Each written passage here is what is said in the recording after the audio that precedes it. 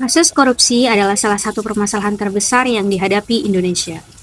Dari berbagai sektor yang terdampak, industri energi tidak luput dari praktik korupsi yang merugikan negara dan masyarakat. Salah satu kasus yang menjadi perhatian adalah skandal korupsi di tubuh Pertamina, perusahaan minyak dan gas milik negara. Kasus ini tidak hanya melibatkan individu, tetapi juga mengungkap kelemahan dalam sistem pengelolaan BUMN. Dalam video ini, kami akan mewawancarai beberapa narasumber serta mengupas lebih dalam mengenai kasus korupsi di Pertamina. Apa penyebabnya, dampaknya, serta bagaimana langkah yang bisa diambil untuk mencegah terulangnya kasus serupa di masa depan. Oleh karena itu, simak video berikut ya. Check it out! Oke, sekarang di sini saya sedang bersama dengan mahasiswa UIN Maulana Ahmad Ibrahim. Dan di sini saya akan menanyai beberapa pertanyaan yang sempat viral akhir-akhir ini, yaitu pertanyaan tentang kasus Pertamina. Langsung saja menuju pertanyaan pertama. Apa yang Anda ketahui dengan kasus korupsi Pertamina yang viral akhir-akhir ini? Menurut saya kasus korupsi Pertamina itu agak complicated sih. Yang aku tahu sih ini ada dua pejabat, mereka itu melakukan yang namanya pembelian ataupun pengadaan minyak gas, di mana itu minyak gasnya yang diambil itu Pertamax, tetapi yang di real atau di nyatanya itu malah dia yang jatuhnya itu Pertalite. Jadi lebih kayak pengoplosan sih. Jadi transaksi yang diambil itu Pertamax, tapi aslinya barangnya itu Pertalite. Jadi itu termasuk kayak kalau kayak gitu sih. Ya itu aku tahu. Dan dalam 1 tahun yang aku tahu juga itu kemarin kerugian yang disebabkan itu sampai 1.000 triliun kalau nggak salah. Ya itu 1.000 triliun yang aku tahu. Mungkin itu sih yang kita sudah tahu. Dari proses hukumnya juga sementara masih belum jalan yang kayak gimana sih. Oke, saya rasa cukup. Lanjut ke pertanyaan kedua ya.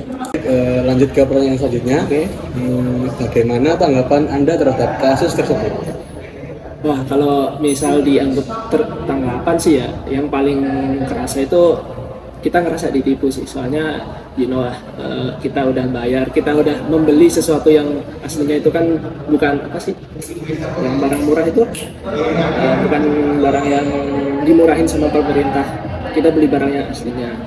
Kita berharap bahwa ini bisa membantu masyarakat, membantu pemerintah untuk melakukan pembangunan dan lain-lain, tapi malah kita ngerasa malah dibohongin.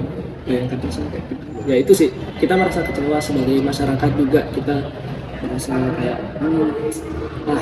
apa sih ini pemerintah kayak gitu sih yang paling terasa dari menurut aku. Mungkin itu kita merasa kecewa dan dibohongi, itu aja sih. Oke, saya rasa cukup. Lanjut ke pertanyaan terakhir, yaitu apakah Anda masih tetap mempercayai pada produk ini setelah terjadi kasus tersebut? Kalau bilang mempercaya atau enggak, jelas ya, orang namanya udah dibohongin ya kita otomatis bakal kurang rasa percaya kita sama mereka. Tapi setelah kemarin ada sedikit tes, aku lihat ada beberapa tes yang dilakuin sama beberapa orang, bahwasanya mereka ngecek RON dari suatu bensin merek ini, merek A, merek B, merek C. Mungkin kita nggak semua pom bensin itu kayak gitu, tapi memang kebanyakan kayak gitu. Yang jelas kalau percaya atau enggak, benar kita kalau menurutku sendiri rasa percaya itu udah kurang sih sama mereka. Agak skeptis gitu kalau misal kita mau ngisi ke mereka, terus ini beneran nggak ya, ini kira-kira bakal ngerusak motorku nggak ya kalau aku isi yang ini, sampai kayak gitu. Kalau yang jelas rasa percaya itu kurang banget. Tapi ya mau gimana lagi, soalnya kan di sekitar kita kan juga nggak ada lagi kan kayak selain brand itu, kayak jarang itu brand yang lain, misalnya brand A, brand A-nya cuma Pertamina doang. Kita mau yang kesel nih kayak jauh, terus yang lain ya gitu sih, Sulit itu. Jadi tidak semua brand itu melakukan kasus tersebut ya? Iya, kalau nggak semua pom itu masih terkena itu, tapi kebanyakan seperti itu, iya. Terus juga dari staff mereka pun aslinya mereka juga nggak tahu. Ini cuma dari atasan aja kalau menurutku. Atasannya yang berbuat sesukanya, tapi bawahnya juga. Jadi kalau kita percaya nggak, ya berkurang percaya aku. Itu sih. Sangat memuaskan. programnya Kak. Saya rasa sudah cukup. Terima kasih atas waktunya Kak. Oke. 3. Halo guys, jadi kita di sini dengan narasumber yang kedua dengan Kak Ahmad ya. Di sini kita mau nanya nih tentang seputar korupsi yang kemarin viral banget nih. Kayaknya masih tahu ya tentang korupsi Pertamina. Gimana menurut kalian? Menurut saya sih agak shock ya kaget, karena apalagi kan yang namanya Pertamina itu kan sudah sering kita temui gitu, sering apa kita gunakan. Ya menurut saya sih agak kaget aja gitu, tiba-tiba ada kasus besar kayak gini, terus bahkan bisa merugikan bagi saya sendiri atau juga negara kita. Pertanyaan kedua nih, bagaimana tanggapan kakak tentang kasus Pertamina? Tanggapan saya sih harusnya sih segera berbenah diri, khusus dari pihak Pertamina dan juga pemerintah terhadap penegakan korupsi. Di sini kita ada pertanyaan yang terakhir nih kak. Menurut kakak, apakah kakak masih percaya dengan Pertamina setelah kejadian tersebut? Sebenarnya sih dari saya pribadi sih mulai kurang percaya, karena dengan kasus yang terjadi belakangan ini mengejutkan banget, ditambah lagi banyak komentar-komentar netizen gitu, dan juga fakta-fakta di lapangan yang mana kendaraannya rusak segala macam. Nah itu jadinya kan kita kurang percaya. Seharusnya dari pihak Pertamina itu sendiri harusnya membuat atau meningkatkan juga kepercayaan kita, transparansinya juga, biar nanti saya sendiri dan juga masyarakat yang lain itu bisa kembali percaya kepada Pertamina. Kakak sendiri pakai bahan bakar apa tuh? Saya sih sekarang sudah mulai mencoba Shell yang kerang, yang katanya kerang-kerang itu. Ya, sama.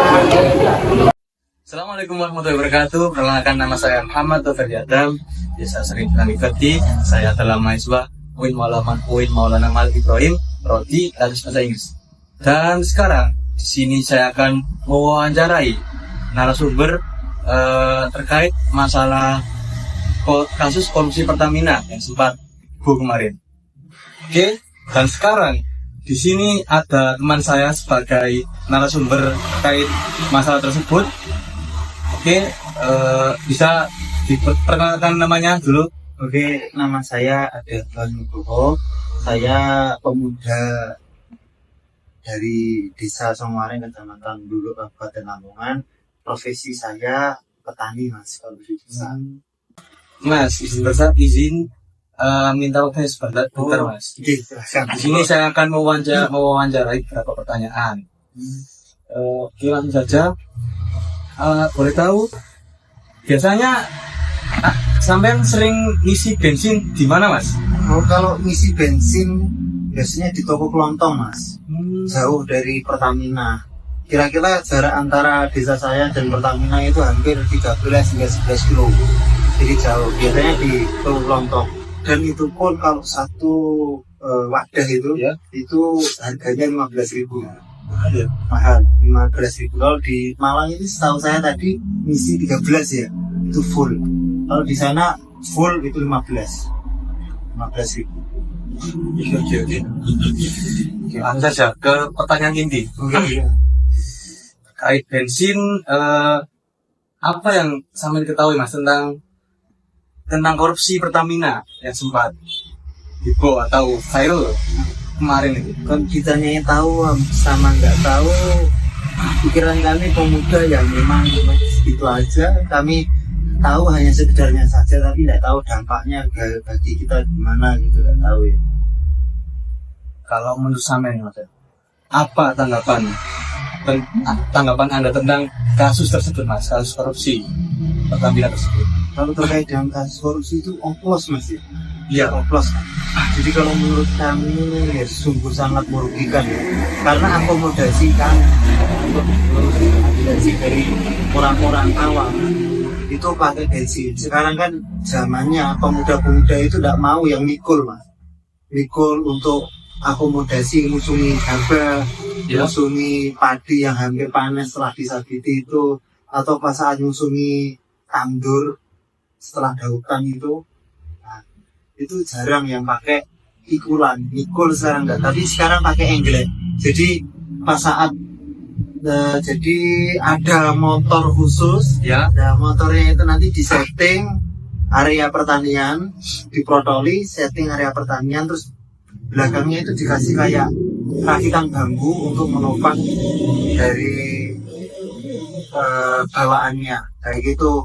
Pinian atau wineh itu biasanya orang-orang kalau menyebutnya untuk saat setelah itu ditandur, atau padi yang sudah kering, sudah habis disabiti itu biasanya kita pakai enggle, namanya enggle. Jadi kalau semisal tahu dampaknya ya sungguh sangat berdampak mas. Kita hanya sekedar tahu saja tapi kurang edukasi.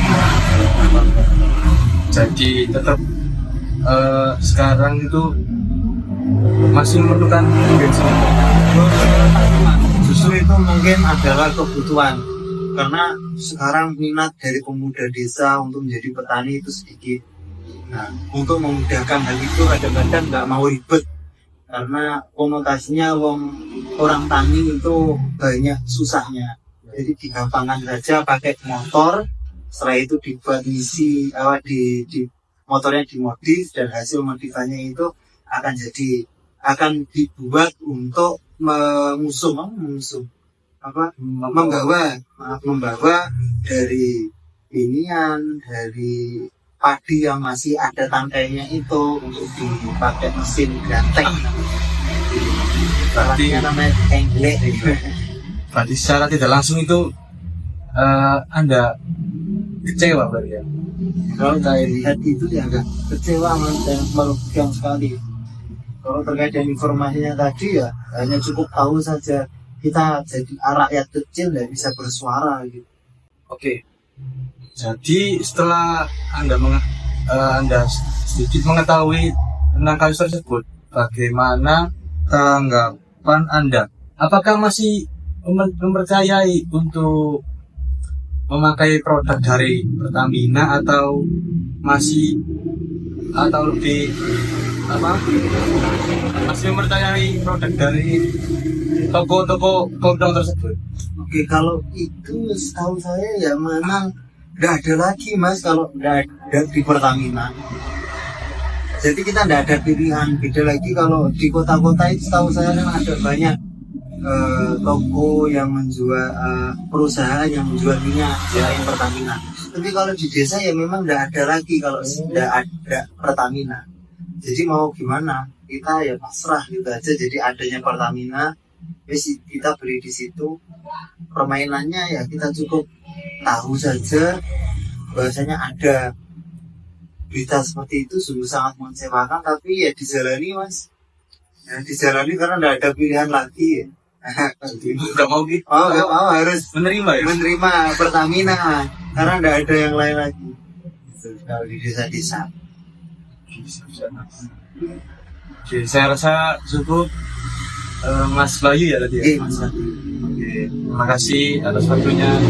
Sebuah jawaban yang sangat membantu untuk menyelesaikan wawancara ini. Halo, perkenalkan nama saya Muhammad Noverdi Adam. Kenalkan, nama saya Alfira Marifatul Awalia. Halo, nama saya Nur Afdi Sabina Syafat. Perkenalkan, nama saya Radian Bimi Mahendra. Halo, nama saya Ulia Fitriana. Halo, nama saya Ariko Nurjihan. Sekian dari kami, terima kasih.